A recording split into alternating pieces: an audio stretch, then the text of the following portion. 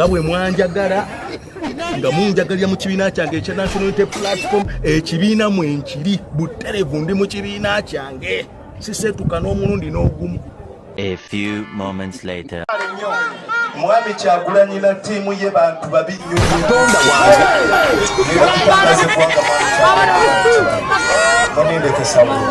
Kaweesa eyita Kamanda 001 ekisooka tasobola kuba Kamanda 001 mu NUP. Ekyo njagala asooka akitereeze era fodde Bobi Wine kiringo genda mwene ale munogamba Museveni ndi mu 27 ate ye wa mwenda ye wa 12 oba 12 ekisooka ono omukulu eyita Kamanda 001 yetuuma kyatali oba yeyita kyatali mu People Power ba mu NUP. Kamanda 001 ye Robert Kyagulanyi Ssentamu tewali mulala nobody else.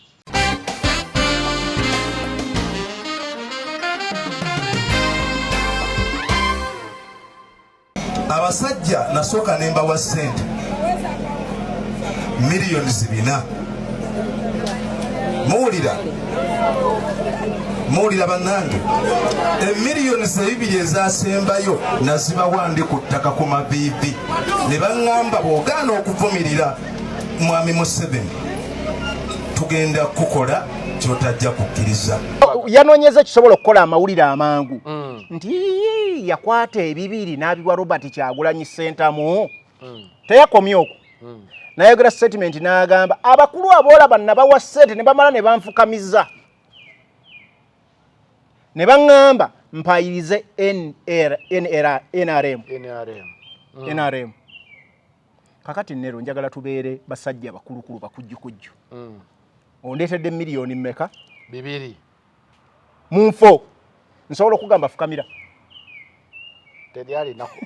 na miliyoni 2 za kugaba ng'ate ali mu level efukamira ne bw'abanga omulaba mujjegga nga talina waali ng'omulaba ayambadde bisaatisaati biyulise ng'aleese miliyoni 2 mu maaso go ekyo kyokka obaze omwerevetinga from a certain status n'omuteeka ku level endala by default ya zino ssente. Komanda alinga atugamba ku level kwe yali yawansi nnyo nti ne bw'aleeta ebibiri n'okufukamira kugenderako otegedde ate ne bamuwerekereza n'ebigambo nti olina okwogera bino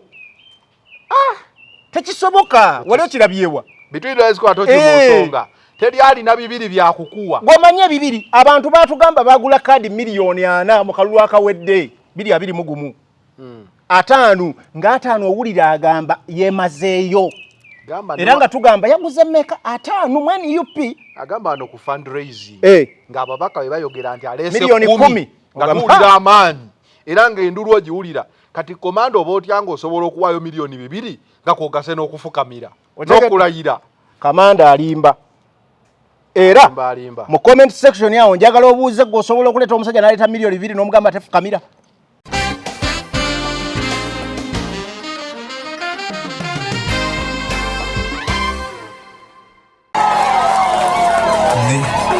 Nina omukisa nti nabaddeko ewa Geno nansuubiza okuntaasa ebbanja eryo. Banange mbagamba ebigambo bino bamanerenda ku bizimbe byange 2. Ekizimbe ekisooka bampola miliyoni 4.5 nga bagala miliyoni 6. Ekizimbe ekirala ne bampola miliyoni 3.5 nga bagala miliyoni 5. Ye biliyoni 1 ne miliyoni 10.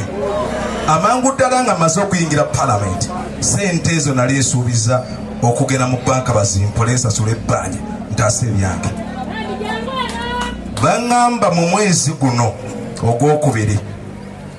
siŋŋamba sibawadde byonna babitwala. Nze ndi mu kwekweka bamanerenda bannoonya baagala nsayininga ebipapula ebyange byonna bigembe. Mbagamba ebigambo bino mbadde nsaba omukisa gubeewo ku lunaku pulezidenti lwagenda okulayira mbulire eggwanga kye bayita NUP. Muli bbali eyo ne temumanyi komanda kiki kyempitamu. Temumanyi komanda kiki kyempitamu. Kale tugambe tumukube ekifaananyi tugambe nti yawaayo ssente.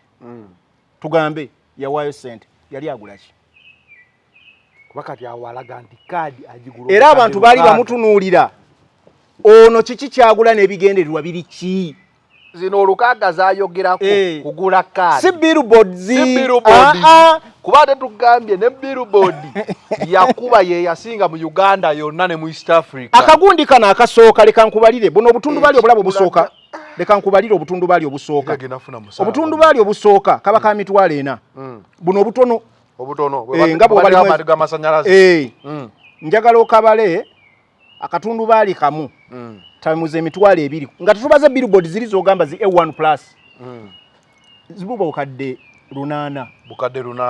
webuba nga buli emitwalo ebiri okitegedde nkugambye obutono bwaba yakubisa obutono bwokka nga si billboards emitwalo ebiri buli bonna ku mitwalo enena zibo obukadde lunana njagala ogatta obukadde lunana obugatte ku bukadde lukaaga 1.4 billion mukamyufu nga tonnagenda kintu kirala kyonna ono yali mukamyufu ka NRM sika NUP zino sente zikola baze butundu bali butono naye yali nayo nene ziri zino bwezimirire ze milioni omusanvu buli emu yali agula ki what was the intention nga no gatta no musala gonna gwagenda ofuna mu parliament sente za kamyufu zisinga kakati uliriza kino njagala kikubuulira ba LC chairman abasinga abakadde abaluddeko babadde ba NRM kada akona konjagala okategeere ba NRM kada ba chairman be basinze okubeera mu mivuyo gy'ettaka n'obubbi bw'ettaka mu Uganda majority sigamba bonna I'm talking about majority gambya abasinga abasinga waliwo abalungi abasinga babadde babbi battaka kakati nansa nayo njagala ojjukire kikyali kitundu ekiri fragile ekikyakula ekipya abantu bazimba amataka bagira owulira emivuyo mu y'amataka mu Nansana waliyo ne kalina gye batonda milioni 2 bajetondanga mu gaati olaki ekiri Nansana awo kakati omukulu tugambe ba bloka b'amataka sente bazirina nga bazimuteekamu abali baagala okubba ettaka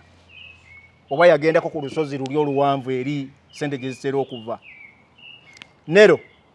tewali muntu yeewola 1 point kati ono omukulu bwe tuba twogera ku kino kitegeeza mu kalulu kano yalina biliyoni nga 2 plus nga 5 kitegedde 5 billion okitegedde ani akuwa 5 biliyoni ng'ogenda mu kalulu nga weewola kubanga omusaala gwokka emyaka 5 leka nzikubalire tetwagala bantu balimbe omubaka wa parliament afuna ekinene nnyo tubale miliyoni 3 tubale 36 tubale kala 3 tubalana katubalana miliyoni 4 buli mwezi taimuzi emyezi 12 miliyoni 48 taimuzi 5 years billion 2.4 billion miliyoni 4 taimuzi 12 nkubalidde miliyoni taimuzi 12 zi miliyoni 408 taimuzi 5 years sorry 408 zibadde 408 408 times 5 years times 5 2.4 billion Ugandan shillings omubaka zaafuna myaka emeka omusaala nga totaddeko nguzi it is okay ate tuba tusindika kukubba kati omuntu aguza akalulu ku leve yaba agenzerako anti kyenkugamba omuntu agenda okufuna 2.4 billion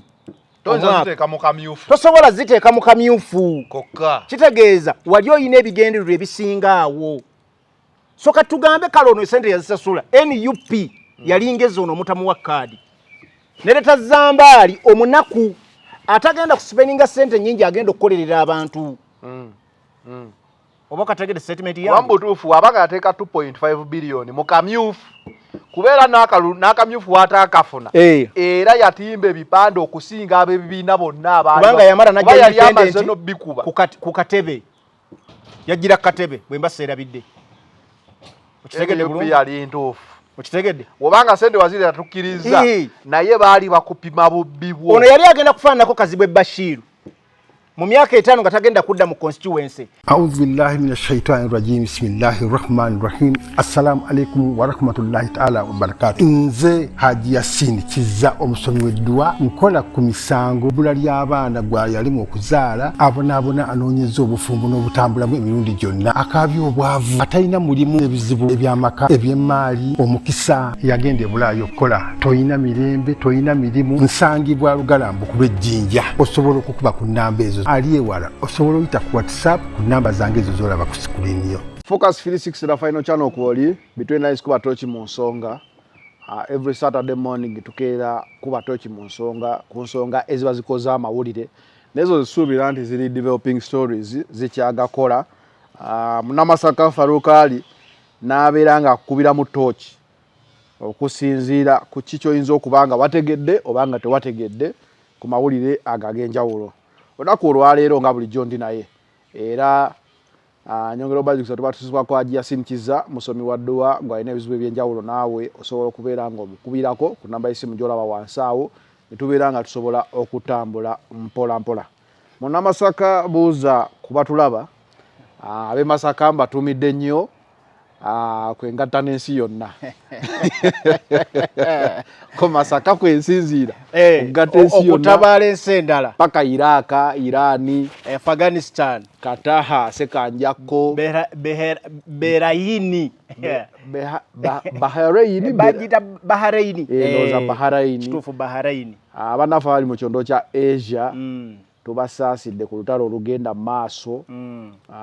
Mwe muli mu bikompola naye fene bei y'amafuta ndooza wagirabye Tenaba bajongeddeko dda nosunga 3. Tenaba etandika butandisi katandika butandisi. So buuza kuba tulata njagala babuuza komayiza nero leero afunye empisa n'aliko organizinga Masaka ng'eggwanga eryetongodde. Tubabuuzaako yenna gye tubabuuzaako yenna gye musinziiro tulaba notuwuliriza. Tuyingidde olunaku lwa mukaaga Focus 360 the final channel tuzze ensonga tuzitemeteme oyinza okuba wazirabye noziwulira nozitegeera naye nga weetaagera ozongerako mu kifaananyi ekigazi tuzze twongere obbategeeza babuuzaako yonna bannaffe abali e Boston bannaffe abali mu UK nero omwezi guno ogulaba ogw'ekisiibo omanyi omwezi guno gwali gutegeeza kugabana kuwaayo nkubuulira guno omwezi gwali gutegeeza kugabana kuwaayo naye gwe omanyi tutuuse mu kisibo tutambudde ennaku halfway naye bw'onoonya abantu ajja Tisumai yakutumirako awe Boston omwezi baguyita buli omu agumye munne naye njagala kubuulira abantu emikono ndoozi egy'obugabi girabika gyatemwako kwegiri naye abantu abamu balina abantu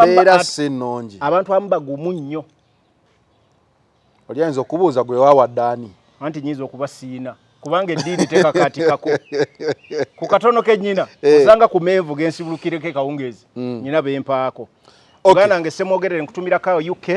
n'abalala bonna tubaagala nnyo kale bitwira zikwatoki mu nsonga ingini ya Kaweesi wamuwulidde Komanda 001 obani ya mutuuma naye Komanda Kaweesi owe Nansa na municipality yakyuse n'agamba katuwa NRM era yakwata sente z'empitirivu nazikwasa Mwami Kyagulanyi Lubongoya ne Ssenyonyi okumuguza kaadi ya NUP netwebuuza sente ezo senga yaziteeka mu balonzi oba kyataategeera kisimanyi tugenda kuba tutunula waawo ye zambali yagula mmeka weewa byakugula ekituufu omusajja oyo yakuba ebipande naye ayinza okuba teyategeera kintu kyakuba ku gurawundi nakuddugaza gurawundi so tugenda kuba tutunula waawo tugenda kutunulako ekisozi Jazweth Jejja eze etambula weeki namba omwali sente z'aba content creator tugenda kuba tutunulawo content creation then tutunule lili puzzle essaawa eno lili puzzle ne Kididi bavunaanibwa gwakubba ebimu ku byobugagga bya Kafeero bye yaleka copyright ndowooza eba ekola so estate ya Mwami Prince Job Paul Kafeero erina okwemulugunya then the society erina okwemulugunya nti omusajja bwe yayimba gunde tuli bakyama kyaffe kuva ku ttale like oluyimba lwali luyigiriza tiimu ya Kididi ate yewalukyusizza oba neruyimba mwetya oba nguunye oba like nekibanga abantu omanyi ekintu kya art kiba ne value so what these people did abamu oba bonna they devalued first by infringing copyright ya Kafeero but on top of that ne bayonoona ne quality work legacy y'omusajja gye yaleka ku nsi ffenna ku nsi kuno tujja vaako naye Katonda yali yakola abayimbi oba abantu ab'ebitone ab'enjawulo nti ne waaba agenze alivingawo era bamu ne bagamba nti omuyimbi takola ki tafa so bano bagezezaako okuddamu okutta omuyimbi bamutemudde oba bamwegezaamu bali mwegezaamu so tugenda kuba tutunula waawo Otafire gundi General Otafire yayongedde okutegeeza abalina obuyinza nti obuyinza babukozesa bubi. General Otafire sibe balina obuyinza ne General Otafire emyaka gine gisemyeyo ebiri omanyi General Otafire nawe yagamba I have to be a minister even if a minister of crocodiles but ebintu gye bize bitambula General Otafire alinga yetegeka okufuluma government yeno like ye mulugunyanga ali ku kirasha kyokka ate nga y'omu abali ku kyokero wali naye omulabanga acomplaininga oyinza olowooza ya anoonya buyinza ye style ye mu President Museveni gyakozesa mu campaign ajja avunaana abantu why are you poor, we have to do this the government didn't do this naye nga abadde mu buyinza 40 years nga buli kyanenyamu mu campaign gyakubira yandibadde yakikoze but mu style ye abanga ali ku opposition that is my observation. I might be wrong. All right, kisinzira ku opinion wono giwandiikaawo kati ne General Otafire waba yogera ebintu bye mwezo gamba olowooza opposition yomu kuba Robert Kyagulanyi Ssentamu kati tugenda kuba tutunaawo naye katutandikire ku Kaweesi omusajja we Nansana omanyi wali omukwano gwange omuyimbi gwenjagala ennyo bamuyita Gloria Bugi yayimba n'agamba abasajja be Nansana bankora ebikyamu okitegeera kati General Kaweesi kandabe obutambi wano bwenyinza okukuba tosobola kuŋŋamba nti gwe oyingidde ekibiina mu mwezi guno oguwedde emabega ovuganye omusajja eyatambula n'ekibiina okuva ddala mu 2018 nga tuli mu people power 2018 natambula ne people power 2018 nga ntambula ne people power kati gamba ebigambo bino omuntu nga azze yesterday the other month avuganye omuntu nga toli mu kalulu tunoonya kaadi olwo kaadi we yamala okugaana kati bye bino ebyogerwa 600 millions aba abakulu president Lubongoya gugaseeko ne Joel Senyonyi 600 millions yali anga sente z'akasajja wuuno okitegeera katambi kaliwo bake waloke mbakubira mwanjagala nga munjagalya mu kibiina kyange ekya National Unity Platform ekibiina mwenkiri buterevu ndi mu kibiina kyange nako ogenda okuba waliwo n'akalala wano mwami Kyagulanyi na ttiimu ye bantu babi nnyo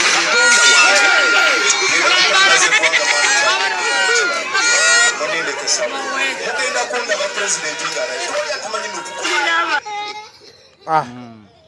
so General Kaweesi oyinza mwogerako otya byayogera bituufu byanjwanjwa then tuddeyo kaadi ya Nuupu yali egabwa etya because nze nzijukiranga bagamba kaadi eyo teriimu nguzi era aleeta ssente oba ogudde ku criterias ezimu ze bayinza okusinzirako kuwa kaadi kati njagala ensonga zo njagala gitunuulira mu mitendera Kaweesa eyita Commander 001 ekisooka tasobola kuba Commander 001 mu NUP ekyo njagala asooka akitereeze era fodde Bobi Wine nyanyi kiringo genda mweni ale munogamba Museveni ndi mu 27 ate ye wa mwenda ye wa 12 oba 12 ekisooka ono omukulu eyita Commander 001 yetuuma kyatali oba yeyita kyatali mu People Power ba mu NUP Commander 001 ye Robert Kyagulanyi Ssentamu tewali mulala nobody else mbadde nkyogera mu lulimi lwaffe eri olwagundi olwaba namasaka olwekamo ki nobody else okitegedde tewali muki mulala awo tusooke tukorekitingewo Komanda Kaweesi ndozo owulidde tosobola kuba 001 ate ng'ogamba president baalya ssente zo Commander 001 yaba omukulembeze w'ekintu oba yakitandika abantu gwe bakola ki gwe bakkiririzaamu ssaawa eyo so weewaayiriza kyotali ekyokubiri Commander Kaweesi njagala muyita Commander ya 001 kyo nkimuggyeko Commander Kaweesi okuva Nansana teyeeberedde wa mazima bw'owulira omuntu omanyi neno njagala kuwulira ebyobufuzi ekimu kisinga obifuula eby'amaanyi n'abantu okuwulira nga bafuuka ab'amaanyi kibutambuza bakiyita blackmail ne propaganda blackmail no propaganda tosobola mujja ku byabufuzi era bw'osanga kino njagala kikuddamu njogera kati ebyobufuzi ebyaddala bw'osanga gurupu y'abantu ng'evuganya ku bukulembeze nga tesobola kutambuza propaganda ne blackmail omanya mu byobufuzi mubiveeko naddala wano mu Africa olaba biri ku mutendera gw'ensi yonna mu za America mu nsi yonna yesinga okusasulira propaganda esaawa eno Abamerika balina ke bayita Epstein videos oba files oba Epstein erinnya liryawo Epstein ayogeza buli omu obunnagiddaji newunya omusajja oyo yajjawo amaanyi agakwata buli omu akatambi nalabye Clinton nga yeewozaako Hillary Clinton nga naye yeewozaako Donald Trump ye yasazeewo okutandika lutalo asobole okusimatuka ku zino fayiro zigira zirindako ng'ekisanja bwe kitambula bwe kiri so Commander Kaweesi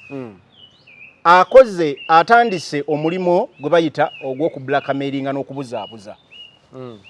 njagala nkujjukizeeko mu 2021 bwe baali bakyuzinga abakulembeze b'e NUP abaali bagamba nti bagula abantu nti bagula kaadi mu NUP bali boogera Chairman Nyanzi era abantu ne bagamba Chairman Nyanzi we don't buy it tukigula abamu ne bamugamba be bamwogerako ne bitambula n'ekifaananyi ekinene bwali wabulayo omuntu agamba nti Ssentwazi wa Robert Kyagulanyi Ssentamu bwe tutuukidde mu 2021 NUP ebadde erina faces 3 ez'ekibiina bwe tutuukidde mu 2026 NUP faces za NUP ziri 3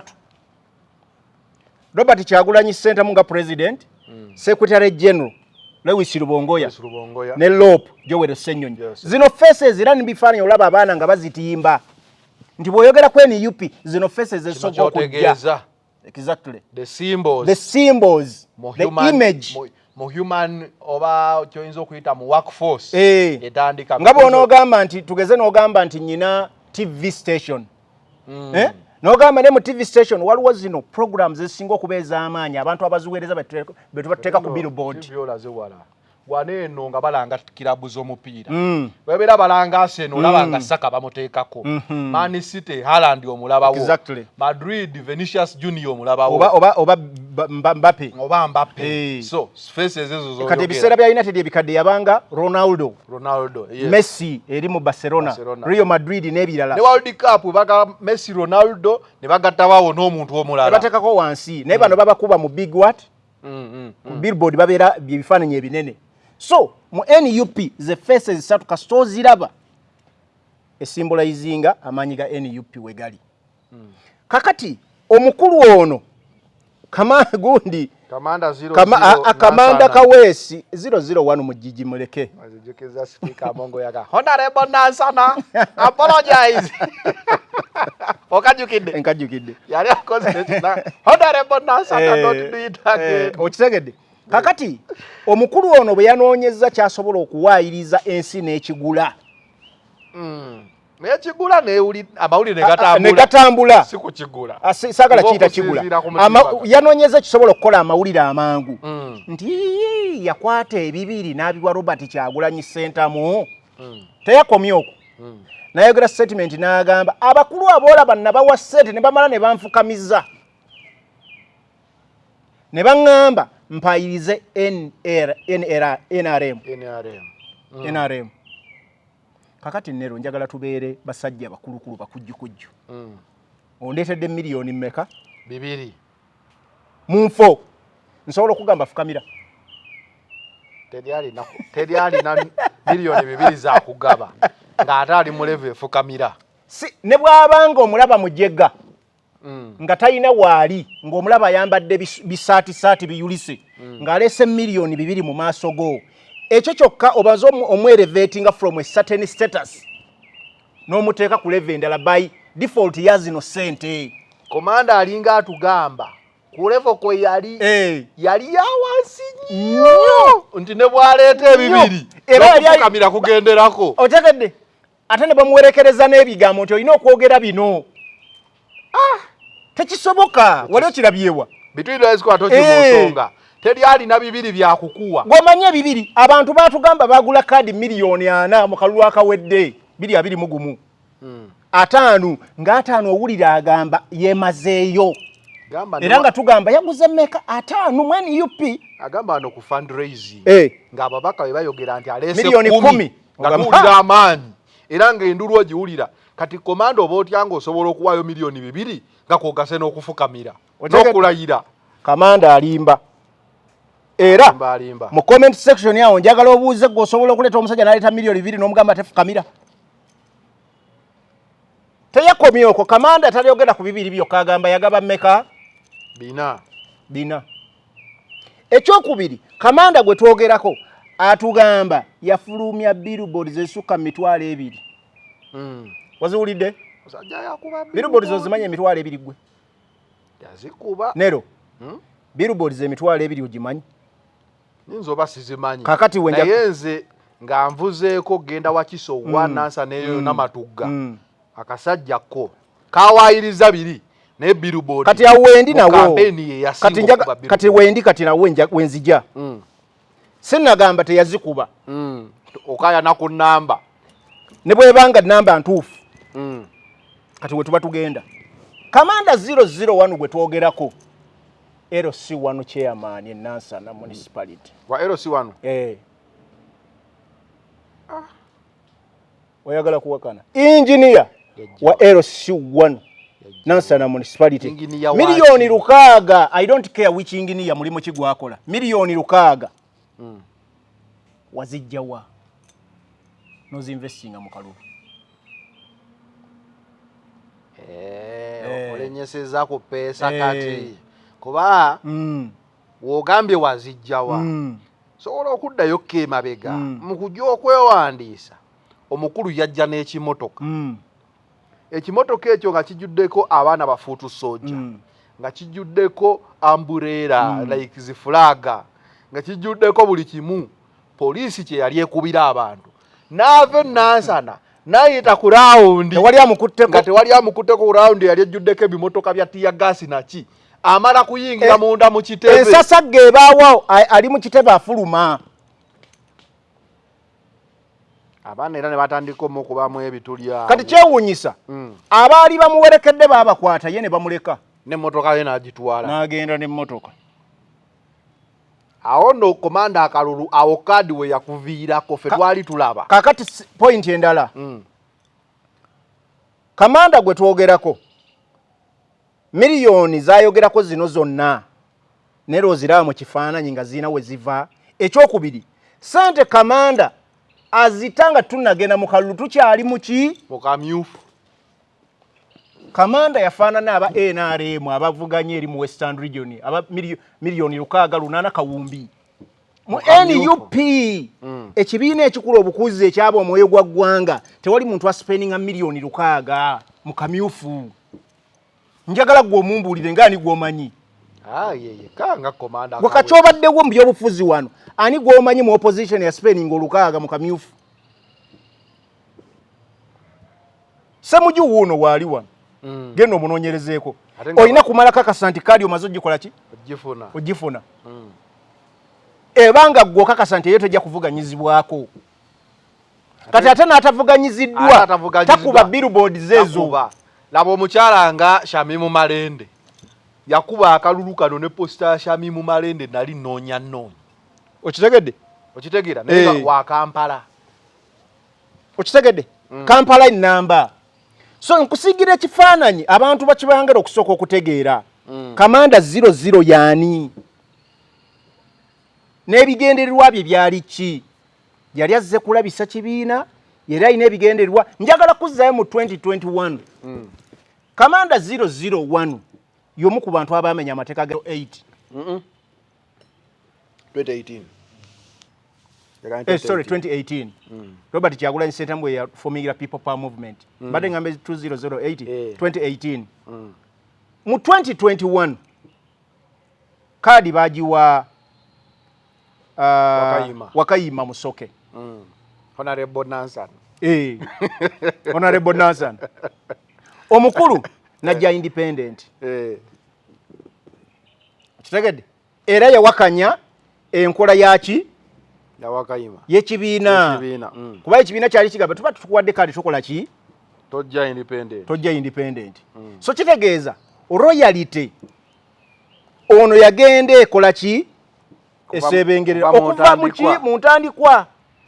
kwaliwo omusajja gwe mmanyi asinza okubala oyo ndowooza esajja ly'abeene ye bamumakadi era tajja kitegedde kakati omukulu ono era njagala oddemu weetegereze nyina obutambi bwe mbaddeko wanoozi olina bw'otalabye alina akatambi kano ke yagira kankakubira abantu kulinga ne kadi yawedde dda namaze dda okugifuna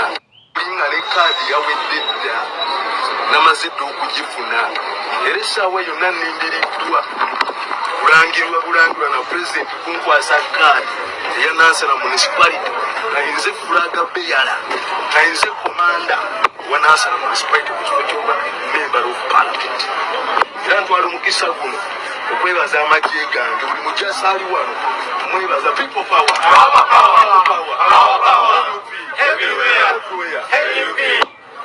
tuli magye paka kuwulira bubi atuteekeddwa okukakasa nti pulezidenti wa Robert Kyagulanyi Ssentamu omulundi guno atuula ku ntebe bwa pulezidenti kati kankomaawo awo yali akakasa yewaanamu nga anti wuliriza Nero bw'ogamba bwe bakuma kaadi n'otandika okugamba nti ojjeyo gwe byoyita ebyama n'ogamba abantu nti Robert Kyagulanyi Ssentamu mubi nnyo n'ekibiina kibi nnyo n'obukulembeze bwakyo naye nga wakakasa walina statement zeyayogedde wali njagala okubira ku bantu mu katambi ke NRM kano kagira tokayina kabakubirako abantu bakawulira ebigambo kuba njagala bibeerere compared to the previous ke yabadde ayogera ke NRM awakasimbyeyo nze baŋŋamba nvumirire NRM to the maximum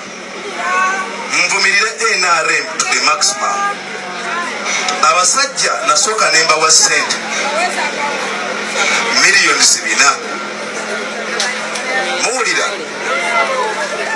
muwulira bannange emiliyoni 2 ezasembayo nazibawandi ku ttaka ku mabiibi ne baŋŋamba bw'ogaana okuvumirira mwami Museveni tugenda kukola kyotajja kukkiriza nali sikkiriza nti waliwo kye bayita omuntu alternatively asobola okuyimirira mu komanda okuleeta Zambaali bamuleeta kunkakasa nti basobola okukola kyonna kye basobola ani yali amanyi Zambaali mu politics waliyo n'omu omukulu yasooka n'aleeta obukadde biina kyembadde nkugamba kakati Nero nzirayo ku kintu kyenkugamba ekya royalty omuntu akutunuulira kale tugambe tumukube ekifaananyi tugambe nti yawaayo ssente tugambe yawaayo ssente yali agula ki kuba kati awalaga nti kaadi agigula era abantu baali bamutunuulira ono kiki kyagula n'ebigendererwa biri ki zino olukaaga zaayogerako kugula kaadi si billboards kuba ate tugambye ne billboard yakuba ye yasinga mu Uganda yonna ne mu East Africa akagundi kana akasooka leka nkubalire buno obutundubaali obulabo busooka leka nkubalire obutundubaali obusooka obutundubaali obusooka kaba ka mitwalo 4 buno obutono obutono nga bw'obali amati g'amasanyalaze njagala okabale akatundu baali kamu tamuze emitwalo 2 nga tetubaze billboard ziri zogamba zi A1 plus zibuba bukadde 8 bwebuba nga buli emitwalo 2 okitegedde nkugambye obutono bw'aba yakubisa obutono bwokka nga si billboards emitwalo 2 buli bonna ku mitwalo 4 zibo bukadde 8 njagala ogatta obukadde 8 obugatte ku bukadde 6 1.4 billion mukamyufu nga tonnagenda kintu kirala kyonna ono yali mukamyufu ka NRM sika nup zino sente zikola baze butundu bali butono naye yali nayo nene ziri zino zimirire ze milioni 7 buli emu yali agula ki what was the intention nga no gatta no musala gonna gwagenda ofuna mu parliament sente za kamyufu zisinga kakati uliriza kino njagala kikubuulira ba LC chairman abasinga abakadde abaluddeko babadde ba NRM kada akona kunjagala okategeere ba NRM kada ba chairman be basinze okubeera mu mivuyo gy'ettaka n'obubbi bw'ettaka mu Uganda majority sigamba bonna I'm talking about majority gambye abasinga abasinga wali wa balungi abasinga babadde babbi battaka kakati nansa nayo njagala ojjukire kikyali kitundu ekiri fragile ekikyakula ekipya abantu bazimba amataka bagira owulira emivuyo mu amataka mu Nansana waliyo ne kalina gye batonda milioni 2 bajetondanga mu gaati olaki ekiri Nansana awo kakati omukulu tugambe ba bloka b'amataka sente bazirina nga bazimuteekamu abali baagala okubba ettaka oba yagendako ku lusozi luli oluwanvu eri sente gye zitera okuva nero tewali muntu yeewola 1 point kati ono omukulu bwe tuba tuwogera ku kino kitegeeza mu kalulu kano yalina biliyoni nga 2 plus nga 5 kitegedde 5 billion okitegedde ani akuwa 5 biliyoni ng'ogenda mu kalulu nga weewola kubanga omusaala gwokka emyaka 5 leka nzikubalire tetwagala bantu balimbe omubaka wa parliament afuna ekinene nnyo tubale miliyoni 3 tubale 3 tubale kala 3 tubalana katubalana miliyoni 4 buli mwezi taimuzi emyezi 12 miliyoni 4 taimuzi 5 years billion 2.4 billion miliyoni 4 taimuzi 12 nkubalidde miliyoni taimuzi 12 zi miliyoni 408 taimuzi 5 years sorry 408 zibadde 408 408 times 5 years times 5 2.4 billion Ugandan shillings omubaka zaafuna myaka emeka omusala katataddeko nguzi it is okay ate tuba tusindika kukubba kati omuntu aguza akalukule yaba agenze nako anti kyenkugamba omuntu agenda okufuna 2.4 billion tosobola ziteeka mu kamyufu kitegeeza wali oyina ebigendererwa ebisinga awo so katugambe kale ono sente yazisasula NUP yalingeza ono omutamuwa kaadi nereta zambaali omunaku atagenda kusipeninga sente nyingi agenda okukolerera abantu oba kategede statement ya wambutufu abaga ateeka 2.5 billion mu kamyufu kubeera n'akamyufu waataakafuna era yatimba ebipande okusinga ab'ebibiina bonna abanga yamala n'amaze n'obbikuba ku katebe yagira katebe bwe mbaseera bidde okitegedde bulungi yali ntuufu okitegedde obanga sente waziri atukkiriza naye baali bakupima bubbi bwo ono yali agenda kufaananako Kazibwe Bashiru mu myaka 5 nga tagenda kudda mu constituency ne NUP is a new party yagala okuddamu okuzimba emirandira kitegeeza omukulembeze buli bw'omulonda n'atadda mu bantu ku ground aba kuweekenize mu one of your stronghold areas because Nansana ze zimu ku stronghold za NUP kati omukulembeze kyova olaba Kazibwe Bashiru yakola bubi NUP kyova olaba n'ekifo bakitutte kituufu kitegedde Kawempe South ekifo NRM yakikoze eki yakitutte Kazibwe Bashiru alinga yatwala ekifo n'akiguza aba NRM era oyinza okuba amulaba teyadda kuvuganya nga bamugambye tukusasudde omwakako ekisanja ekyokubiri because naako akantu akawulira kubanga eyo eringa gundi olaba waliwo ekintu omuntu kyababba naye nga alina kyajja okwekwasa nti tukkiriza nti NUP mu Kawempe South ebadde ekyali y'amaanyi naye oli ajja agamba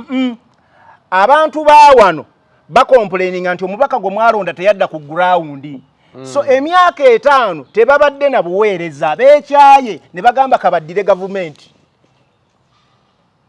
okategedde nti ne bwe mwagala complaininga wabaawo kye beekwasa ne wankubadde mu reality si bwe kiri kati ono omukulu Kaweesa kye yali agala okukola ennansana so Kaweesi tukkiriza baakubba naye baakuteeka ku kapima nga toyita ne bagamba katukulyeko ssente kale tukkiriza tuwadde kale tugambe nti waziwaayo ate nakyo nga kizibu tetukikkiriza ne tukutadde ku miizaani tugamba kale tugeze waziwaayo wali ogula ki era baakupimaapima nga towera kuba mukulembeze Kaweesi nno yali adduse nnyo siraba nk'omuntu ava ku bukulembeze bwa LC1 n'agenda kuba member of parliament Kaweesi yabadde asoose olina gw'omanyi oba enginiya balimu ezo kuba azaafuga ekisanja kimu anti kyenkugamba ne teyava ku LC1 n'ayingira ku MP yajja alinya amadaala kyenkugamba kati ono abadde adduse nnyo ngwe wemukono eyo naye azaavuga bazze batambula emitendera ojja olina olinnya toshutinga lumu kyova olaba Magala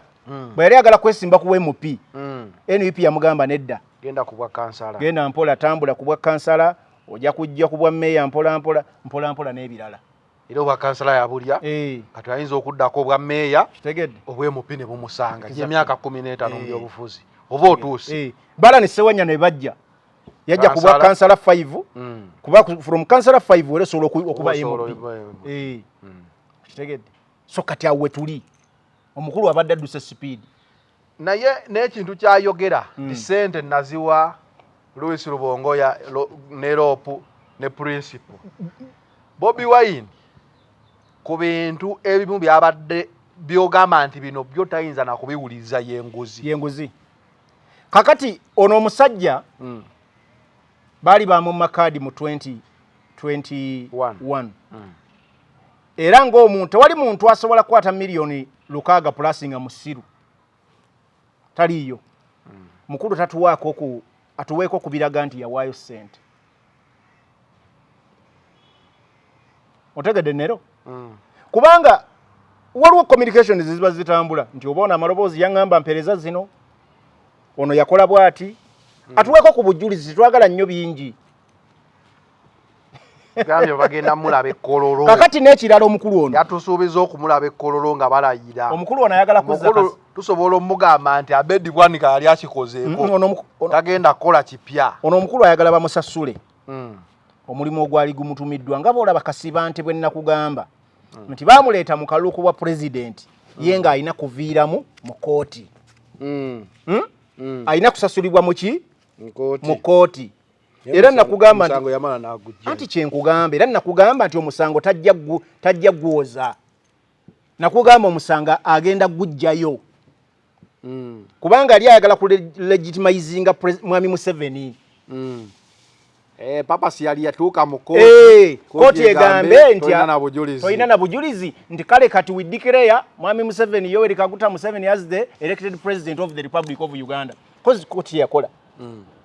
so kati ye Kasiba nti gwe mulimu ogwamuleetera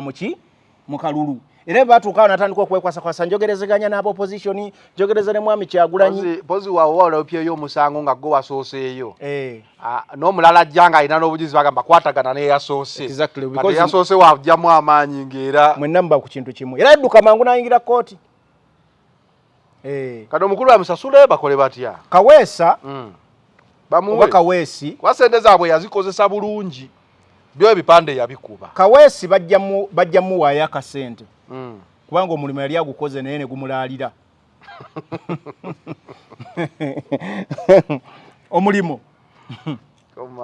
omulimu gwalaalira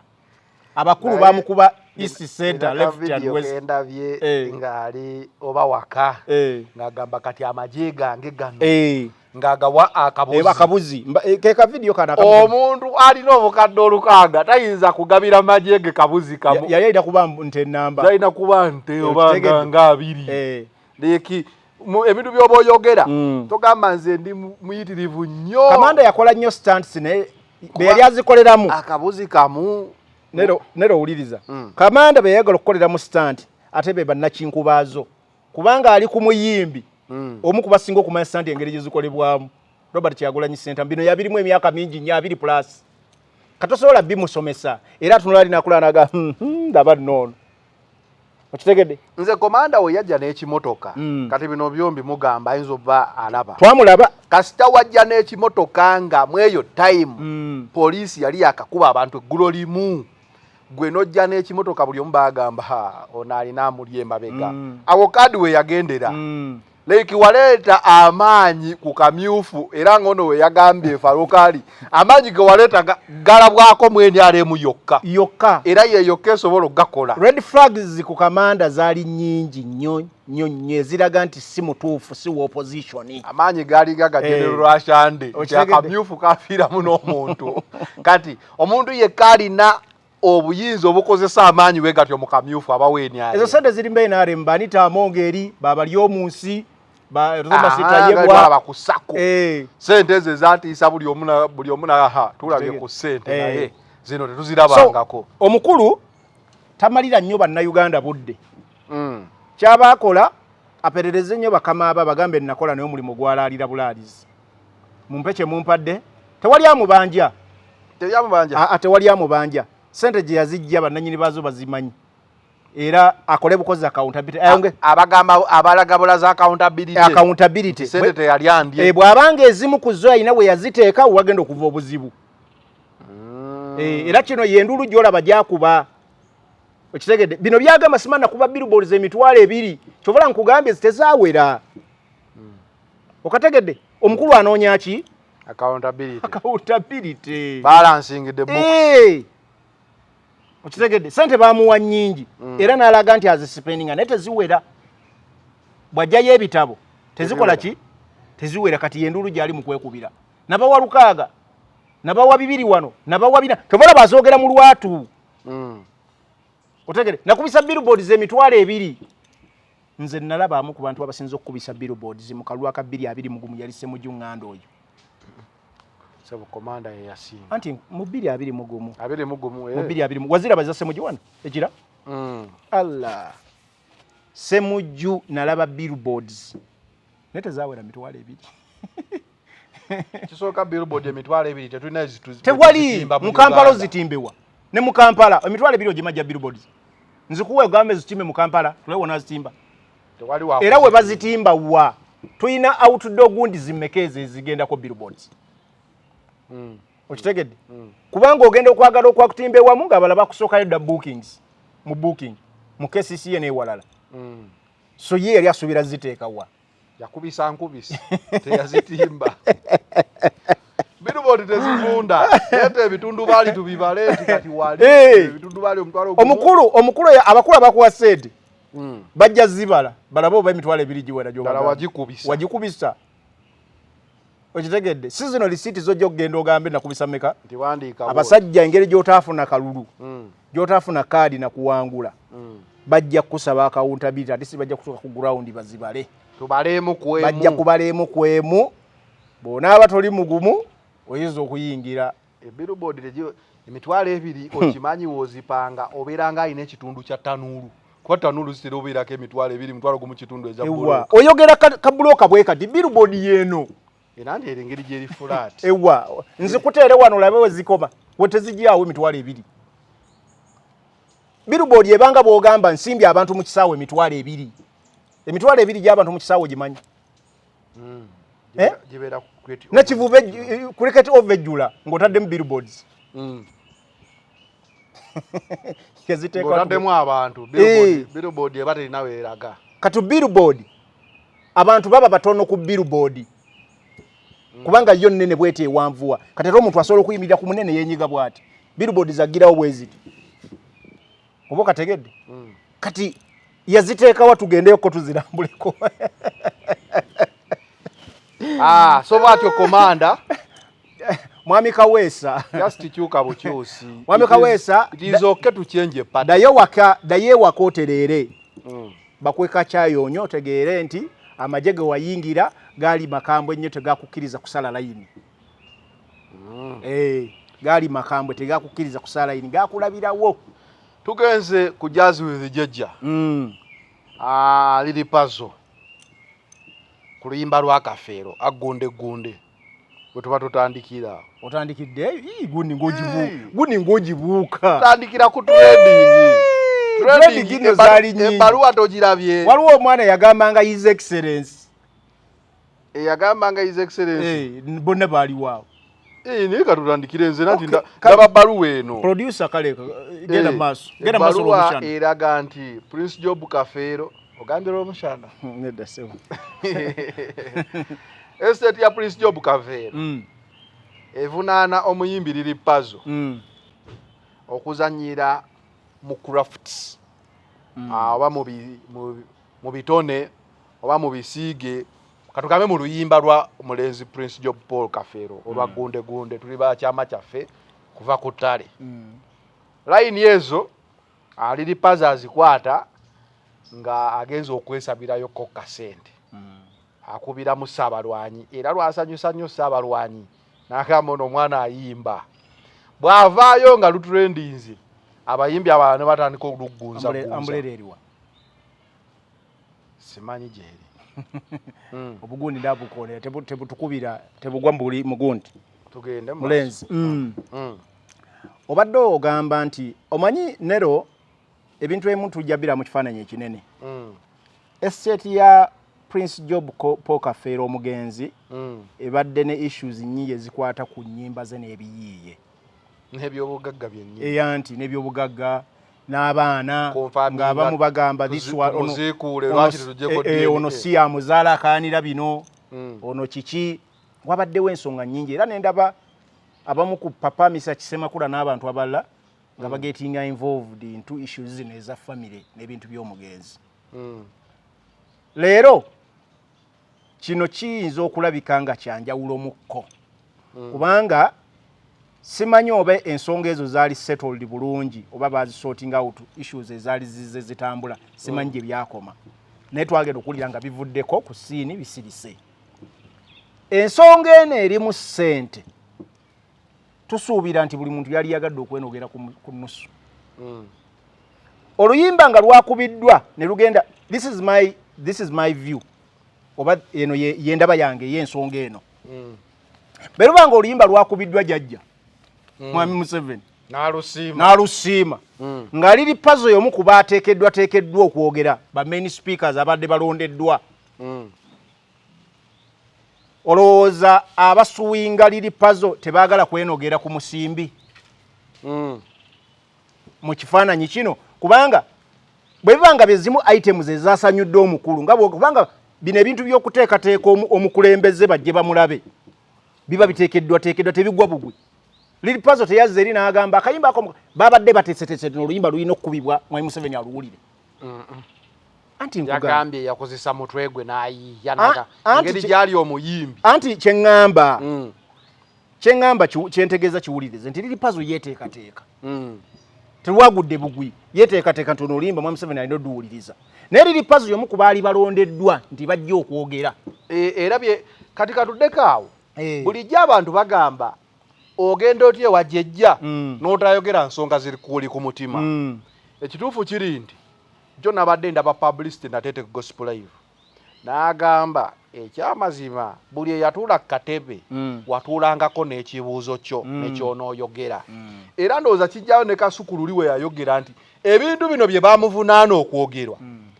yensonga lwaki tolabangako press conference oba bantu wonna nga President Museveni bamubuuza ekintu nga takimanyi. Byonna biba scripted. Ojja mubuuza bwoti ne answer aba nayo because there is no time President w'eggwanga walina okulabika nga omutadde mu fix nti ayinza okuba nti atamanyi. Kyova olaba ne wabanyumya ne history zonna zayogeraga omusajja oyo abajjukira. Otegedde bulungi. Omusajja ayida bw'ayogedde. Otegedde bulungi. Omusajja yagambye publicity bamugambye lwaki oyogedde ebyo agamba munnaye ngenda okutuula wali nga bambuulidde kye nnina okukola. Otegedde. Kyova olaba mbadde nkubuulira waliwo abantu bangi naye baalondamu bano bwalaba mu butebo bwali bugize mu maaso be baali balina okwogera okubuuza ebibuuzo bokka buli omu n'ekibuuzo kyo era ng'omukulu notisi akola ki azirinako si byakuva eri n'owuuba bw'ekibuuzo omukulu n'agezaako okulowooza era ababuuziza njagala oddeyo otulemu M7 oyo abazze babuuza ebibuuzo mu bintu nga bagudde bugwi bw'aba takiinaako idea agamba gundi jangu onnyonnyole kino oba we shall respond to it mu biseera ebinajja oba mu next whatever media oba attendance oba n'ebirala so tamala gaggwa nti ekibuuzo kimwokyezza so mbadde ngezaako okulaga nti family because mu mbeera eno tulaba estate ya Prince Job Pokafero oba gye tuyita family nga yekubira enduulu eno it's a reminder eri mwami Museveni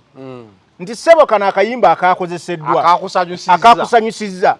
waliwo nannyini waako era abaana bano balinga nannyini waayo yayina copyright yaako so naffe gye tuli eno bategeeza Natasha ono yabadde mugu nti omugaati guno bwe guba gugira neno musuuleyokko gukole ki gutuuke eno nsonga teri nnyo serious naye efokasinze nnyo ku ssente zino eziri mu kifaananyi kino we wali omuzannyo gwonna era oyinza okusaana eri puzzle nga oluyimba luno teyagenze mu studio n'amala galuyimba nga teyebuuziza ku family anti nkugamba nero wano tulabyewo emizannyo mingi egikolebwa nsobola okugamba liri puzzle yali abaddeko ne issues ereza copyright one day nzijukira enkuba erwaza tulikibo tewali nkuba y'amaanyi okujjako ng'otiitira butiitizi gino mikisa myerere kamera kasebange eri safe ebisigadde tobifaako bino byengera bya Mungu so mbadde nkutegeeza nti nze nkugambye nondowooza yange nti oyinza n'okusanga bino biteeketeeko okusobola okusikayo akasente kubanga jjukire no project Natasha yagirimu nga middle what middle man middle person bamwita gundi immediate what bamwita ki mediator ye mediator one wakati waba abazzukulu abali mu art eno blogging n'ebirala ne mwami Museveni bamwita mediator ndowooza ayo dochita mediator wadde bakayana katugambe kale yali wakati awo ba mediator fees twali akezi ate watwazirya taba mediator kitegeza waliwo abakayana era waliwo ensonga esikwibwa omukono tujja gijjamu teka mu comment section oba ye go between whatever kati yali awo gwe twalisenga bloka mu lulimi Oluganda ne mu Luzungu era ababoloka connector so kati kyekyo so ensonga eno nze njiraba mu kifaananyi ekyo saagala nnyo giwa nnyo kigazi naye nze njirabamu eyo perspective because liri puzzle mumanyi ng'omu ku balenzi abakujjukujju otegedde omuntu eyeetegese n'afuna oluyimba lw'oli n'alutuulamu ng'amanyi bulungi issues ezazisurroundinga ebiyiye byakafeero before n'ebya eri wamala abasajja abaluddewo ba hamani basudde tasobola kumala gajja gagwa yalabako munywanyi we Kenzo bwe yafuna obuzibu ku luyimba lwa Fire Lutaaya okitegere Born in Africa olujjukira bulungi ebizibu bye lwamuleetera Edirisa Musuuza so ndi sure nti liri puzzle kino yabadde akimanyi ebijja okukivaamu era nsuubira waliwo consent somewhere esobola okuba nga etuukibwako abakulu bano basobole okufuna kasente nga family kubanga kankumalire ne kano Prince Job Pokafero yali munywanyi wa Museveni owaddala kati njagala kakubuulira oba kyesasanyusizza omukulu yali munywanyi ajjukidde ku mukwano gwe kati nze ebiseera bya Pokafero nze namulabako ku shows ezimu n'ewaffe e Masaka Prince Job Pokafero yakuumibwanga magye yabanga n'abasirikale abatono nnyo aba y'omu ku bayimbi abasooka okufuna sponsorships ez'amaanyi okuva mu MTN nga ye Pokafero gundi ze zonna zibaako MTN nenga abana abasirikale abamukuuma aba UPDF Ngize yali musajja wama poka fero yali wamaanyi okay nga bwogambye nti eyo balinayo kye basika naffe mu creative ba content creator bilioni 5 zaateekebwawo okuweebwa ba content creator nga Kasuku ye yazisaba ne Sako eriawo muzigenda kujja zituyambe nga ba content creator regardless of what political party you belong in you just have to be doing the job naye akatambi kano kenjagala obulire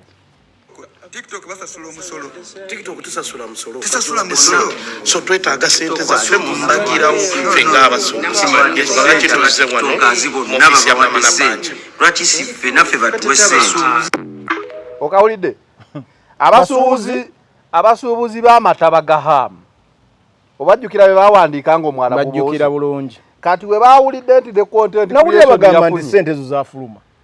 Naba TikTok basasula omusolo. TikTok tusasula musolo. Tusasula musolo. So twetaaga sente zaffe mu mbagirawo ffe ng'abasuubuzi. Lwaki tuze wano mu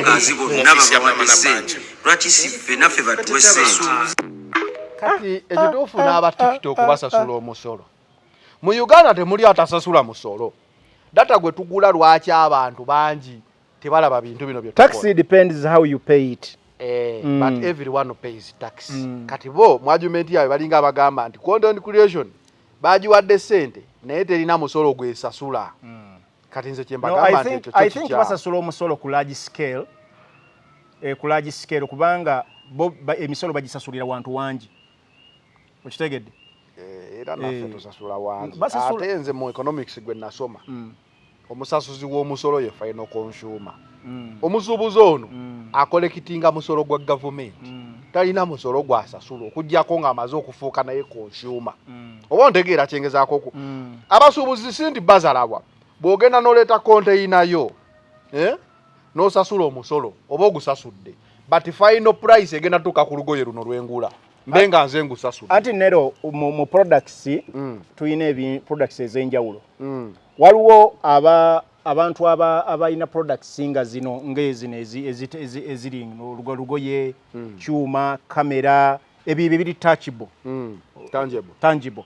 those one you can touch kati waliwo n'abawa services otegedde nga bwolaba telecom companies ziwa services kati emisolo gino gyawuka however much we all pay taxes n'emisolo gikola ki gyawuka era waliwo omuntu ye bwawulira bana abalina ebintu ebiri tangible bawuliranga abawe emisolo giwulikika nga gibayinze kubanga gira edduuka n'ateekawo n'asasula KCCA license n'asasula amazzi n'asasula amasannyalaze n'asasula wagenda abantu bagiwakyama n'ebintu ebifaananga ebyo naye n'eri gyaleeta products eri ng'azireeta mu revenue ne bamugamba nti ojja kuyisaawo nga tokoze eki towadde musolo so ogenda okulaba nti emitendera gy'okuwa emisolo paka bwatuusa product wano weegulibwa nga process ebanyi kitegeeza olina okuba ne cash oluusi biyinza n'okuddibako asasudde omusolo naye nga gwe tofunye olina okuba ne cash before product eno nga tennatuuka wano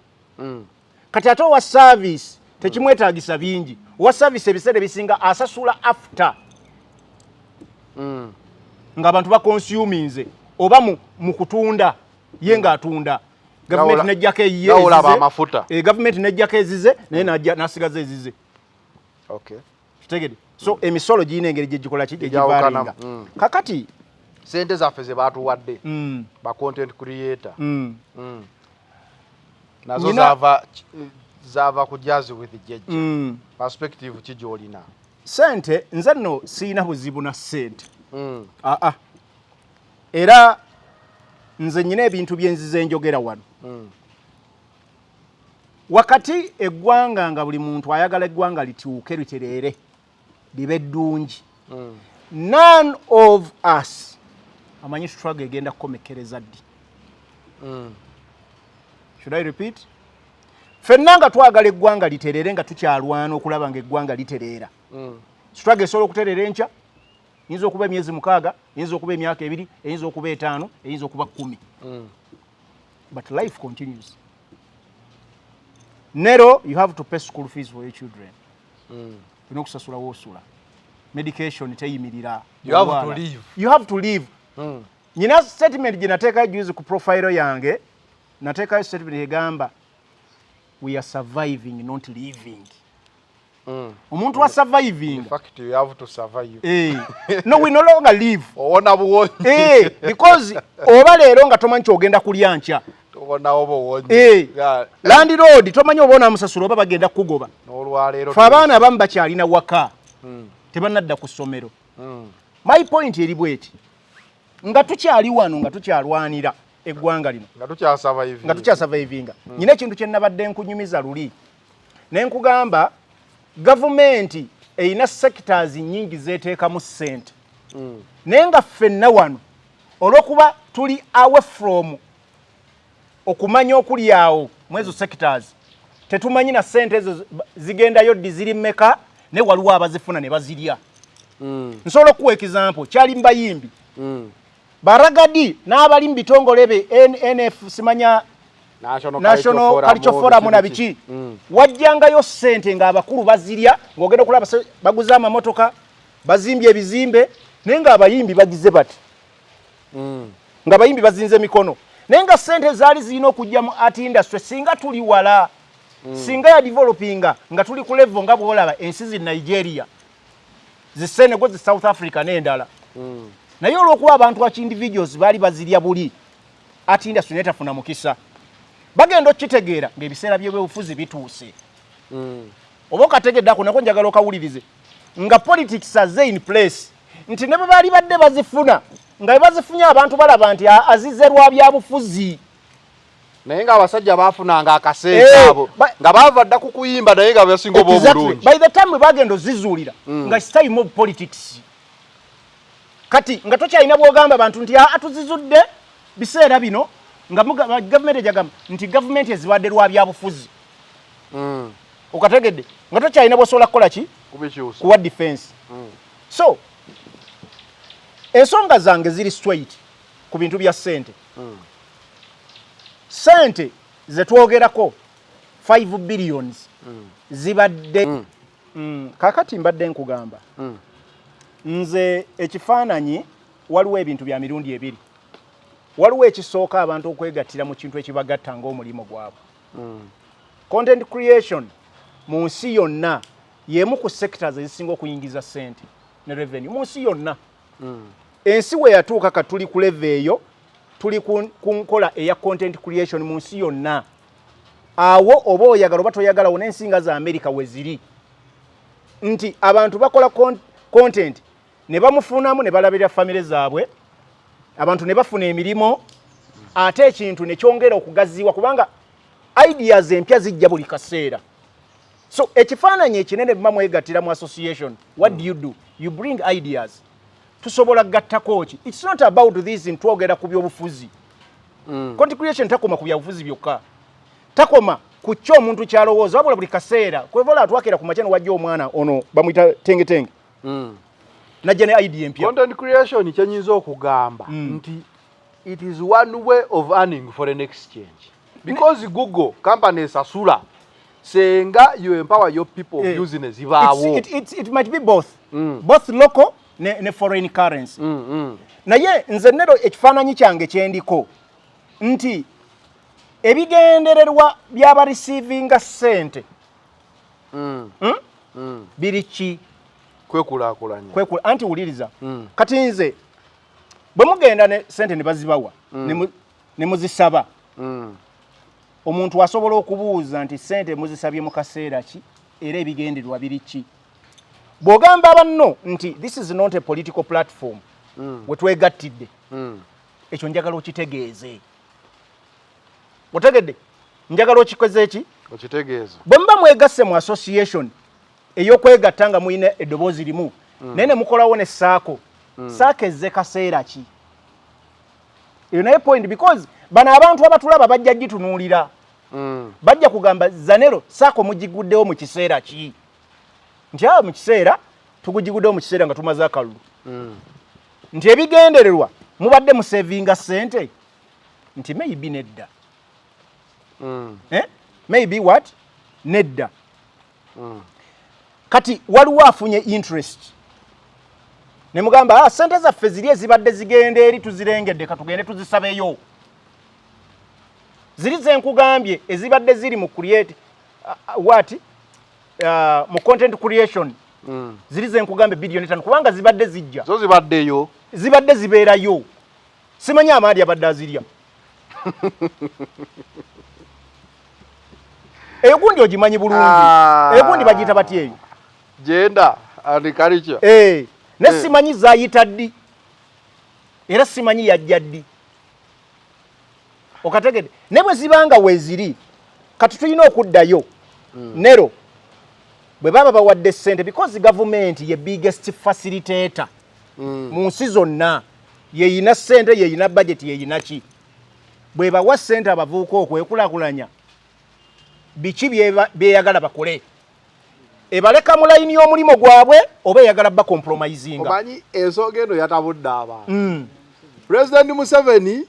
agamba ssente nzibawadde mwekulaakulanya content creation abawagizi ba Museveni bagamba temukwata ssente ziwa opposition but TikTok ndoza wulidde kati that's where the problem comes from ssente zavudde mu NRM secretariat oba zavudde mu government kati ebigambo bino biwulirize NRM teyina ssente zaayo nsobola okuba nezaayo ng'ekibiina zebasala ku babaka baayo kati ezo zibawadde nti abantu waliwo omuntu agamba ssente za Museveni kuba PDM I will take this money as PDM bw'oba ogenze mu PDM eyo gye bagaba obubizi basooka kubuuza nti sebo oli wa kibiina ki tukusimbule kakati nero problem eriwo wano ssente olwa government system olumu gyekolamu ey'okwagala compromising abantu awo wava obuzibu project zonna zijja lwa government n'abantu bannansi bonna nga balina ziganyulwamu end result nti ogenda okwekanga nti abaagala okuteekesa ebintu bino mu nkola baagala ku ayinga abantu abagamba nti bawagira government that's where the problem wegira bannansi we bafuna obuzibu bafuna okutya ne bagamba kakati let me give you an example sawa zino bagamba nti sente zizeza aba content creator ne bagamba zanero tujja kuwa milioni 10 I'm giving an example nga babagambye bulungi bagambe anti nkugamba ne bagamba bajja kuwa milioni meka 10 the target is government kyeyina okutunuulira creating job opportunities kubanga zanero bamwe milioni 10 kamera tubana 3 ojja kufuna abaana 8 bokola nabo ojja kunoonya studio funa aba editing n'ebirala kitegeeza omulimu gwa zanero gwakola gujja kuba gufunya abantu nga 10 ameka guba gufunya abantu katugambe 10 abeyongeddeko buli omu oba gwe Kasuku afunye 10 Sakoza afunye n'abalala kitegeeza mu creating emirimu emirala ekizibu wekijjira government olumu eba ne interest ezaayo nti zanero bwabadde ku channel ye ng'akyazaako Faruku Ali awo ateeka government on account bajja kutuuka bayinza okugamba Faruku toddamu mukyaza oba change the content gwokola wano that's where the problem might come wagamba nti okyaza Faruku a demanding government byerina okukola accountability lwaki ba MP mu parliament awembadde nzija basigala ba demanding for accountability awembadde nzija mu nsi zino zenjagala abantu njagala bino ebintu babitegeere tuyina lead of opposition government number mu parliament era n'akakiiko kalamba omulimu gwe is to put government on account yes okitegedde era n'ababaka tubasindika mu parliament ne batandika n'okufuna omusaala wakati mu government gye tutakkiririzaamu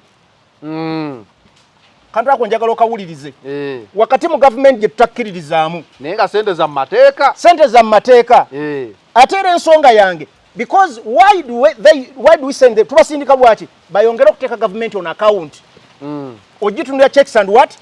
and balance kakati ogwo omulimu ffe bwe mugutujjako kubanga zino sente nga bwe nkugambe bezibanga weziringa za ba content creators temujjaako bantu kusigala nga bakola ekyo kye bakeepinga government in checks and balances eno mu platform eno kubanga yajja tegenda kuvaawo mwali badde basanyufu ne mugamba tubongeremu ssente balondole bulungi corruption bafune obudde obukola research babeere nabo bulungi obwongo bukola bulungi kubanga a happy mind is a happy soul. Exactly. Ko omuntu akola ebintu bye nga ali okay. Kati government bino yali badde binvestinga mu nnyo ssente twongere okuteeka government ku nninga ekole bye yino kola tujiyambako nga shadow government. Exactly. No. Ku social media tetuvoola. Era sante ndowooza omuntu alina obuzibu abantu abawemula lindako nkubulina kala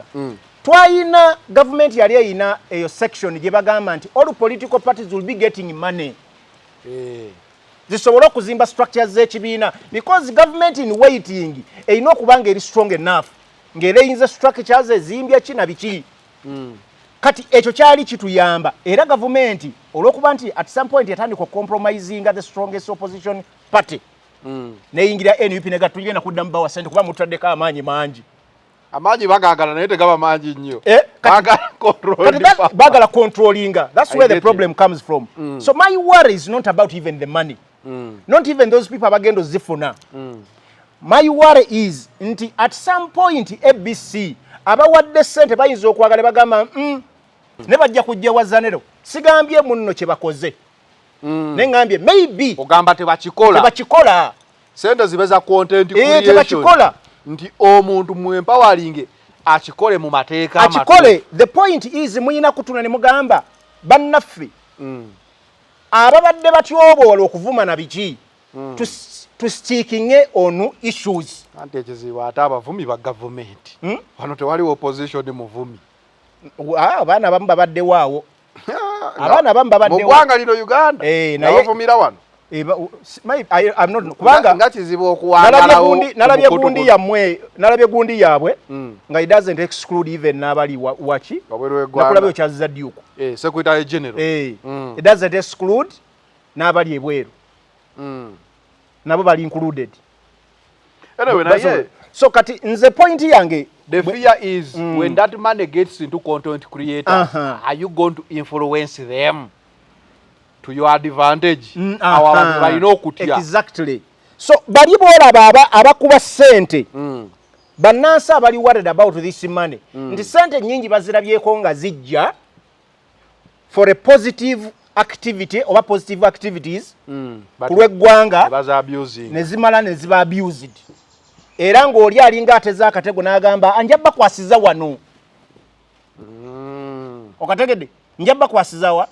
kubanga tutuukidde wano leero ng'abayimbi abasinga njagala kuwa example y'abayimbi ng'abasinga bagamba tuwagiraani NRM which is not tekina buzibu kwa buli muntu waddemba okuwagira political party gyakola ki gyayagala naye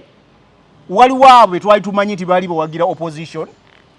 era ng'ebigambo byogera misana ttuku n'ennyimba ne baziyimba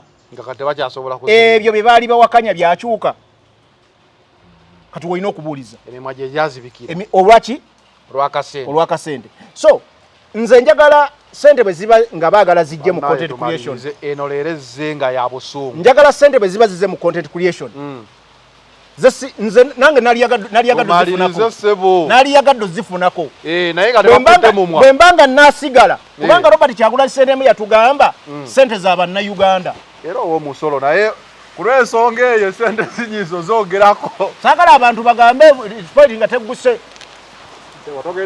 abantu njagala bakimanye bitwinirazikwata okimusonga yete wadde olunaku olwaleero weyawo